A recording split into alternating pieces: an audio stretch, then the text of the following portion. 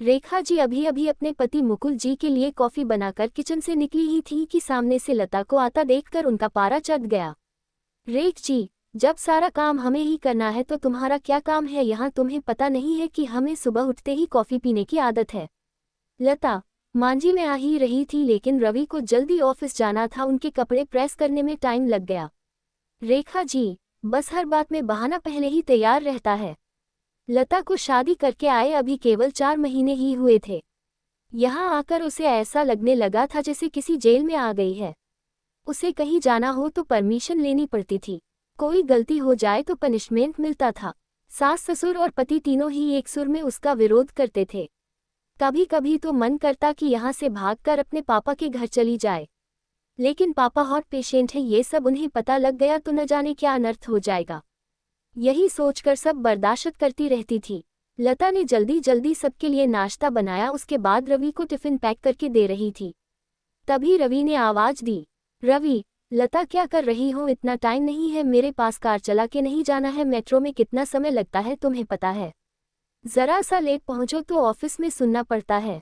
रवि की एक एक बात इस बात की ओर इशारा था कि उसके पिता ने कार नहीं दी थी, लेकिन वह अब सब सुन लेती है।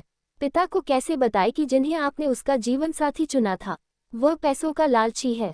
एक दिन शाम को रवि घर आया तो उसने अपने पापा से बात की, रवि, अब मुझसे नौकरी नहीं होती, वो आपके पुराने दोस्त शर्मा जी मोटर पार्ट बनाते हैं, मैं चाहता हूं कि उसकी सप्लाई शुरू करूं।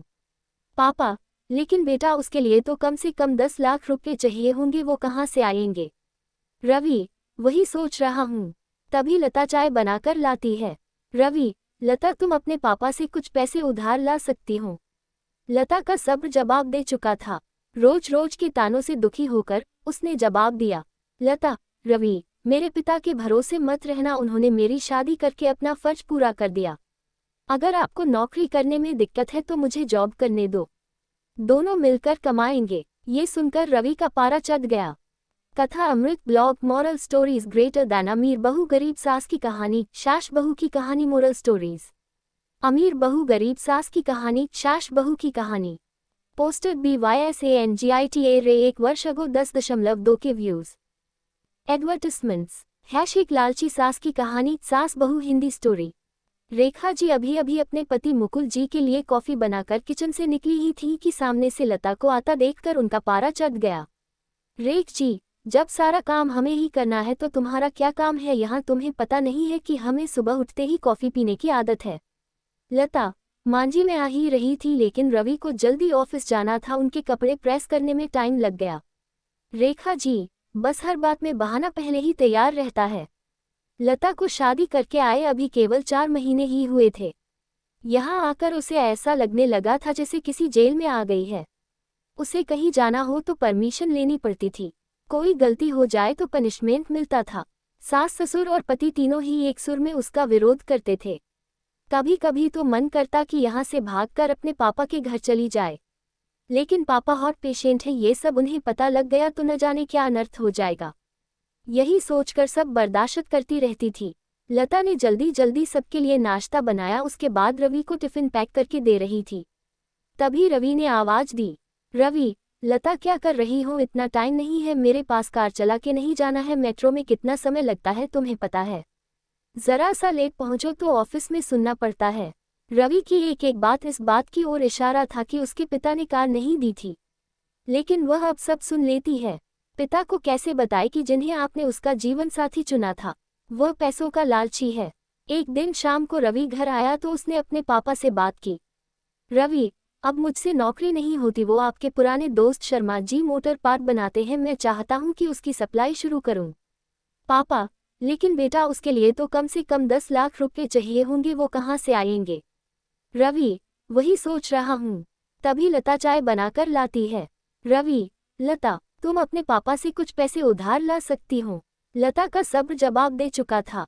रोज रोज के तानों से दुखी होकर उसने जवाब दिया, लता, रवि, मेरे पिता के भरोसे मत रहना, उन्होंने मेरी शादी करके अपना फर्ज पूरा कर दिया। अगर आपको नौकरी करने में दिक्कत है तो मुझे जॉब करने दो, दोनों मिलकर कमाएंगे। ये सुनकर रवि का पारा चढ़ गया। एडवर्टिजमेंट्स, रवि, क्या बकवास कर रही हो, ज्यादा जुबान चलने लगी है। लता, रवि, मैं बहुत बर्दाश्त कर चुकी हूँ, इसलिए मैंने जॉब करने का फैसला किया है। रवि, नहीं, हमारे घर में ये सब नहीं होता, तुम्हें जॉब करनी है तो अपने घर चली जाओ। लता, मुझे पता था आप यही कहेंगे। मैंने वकील से बात कर ली है, मैं जल्द ही तलाक ले लूंगी। ये सुनकर रवि और उसके पिता के हाथ पांव फूल गए। तभी रेखा जी वहां आ गईं। रेखा जी, देख लिया बहू को सिर पर चढ़ाने का नतीजा। निकाल दे इसको घर से बाहर। लता, ठीक है, मैं पुलिस को फोन कर देती हूँ, आप मेरा सारा सामान और दहेज वापस कर दीजिए, साथ ही हर महीने अपने पति की कमाई का आधा हिस्सा मैं कोर्ट से ले लूंगी। इस मकान में भी मेरा हिस्सा है, आधा मकान मेरे नाम कर दीजिए। रेखा जी, सुनो ये क्या कह रही है। मुकुल जी, बेटी ऐसी बातें क्यों कर रही है। आज के बाद हम तुझसे कभी कुछ नहीं कहेंगे, तू अपने कमरे में जा। लता, नहीं पापा जी, बहुत बर्दाश्त कर चुकी मैं, अब मुझसे ये दिन भर के ताने बर्दाश्त नहीं होते। आप लोग इतने लालची होंगे ये मैंने कभी सपने में भी नहीं सोचा था। रेखा जी, इसके बाप को फोन करके बुलाए, इसके मुंह लगने से अच्छा है उनसे डायरेक्ट बात करते हैं। लता, मां जी, मेरे पिता हार्ट पेशेंट है, अगर इस बात को सुनकर उन्हें कुछ हो गया तो इसके जिम्मेदार आप लोग होंगे। रवि, ये तुम्हें क्या हो गया, आज से पहले तो तुमने कभी ऐसी बात नहीं की। लता, मैं आज तक आपके और मम्मी पापा जी के हर ताने को बर्दाश्त करती रही। 20 लाख रुपए मेरे पापा ने शादी में खर्च किए, फिर भी आपको कार चाहिए, बिजनेस करने के लिए पैसा चाहिए। लता ने उसी समय अपना सामान पैक किया और घर छोड़ दिया।